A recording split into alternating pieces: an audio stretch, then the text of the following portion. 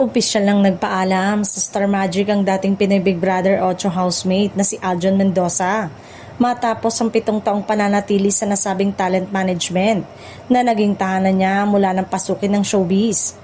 Ayon sa aktor, natapos ang kanyang kontrata nitong nakaraang Marso kahit pa orihinal itong nakatakdang magtapos sa Nobyembre. Ibinahagi rin niya na naging maayos at walang naging issue ang proseso ng kanyang pag-exit sa kumpanya. Nauna na rin na umano siyang humiling ng early release mula sa kanyang kontrata matapos makatanggap ng alok mula sa Viva Entertainment.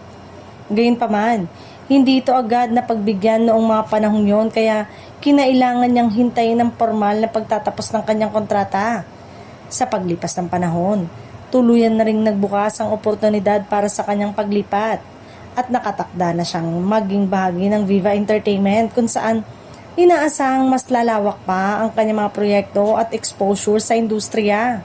Sa kabila ng kanyang pag-alis, hindi nakalimot si Aljon na magpasalamat sa ABS-CBN at Star Magic na ani ay nagbigay sa kanya ng mahalagang oportunidad sa telebisyon at pelikula, pati na rin ang mahuhusay na karanasan bilang artista.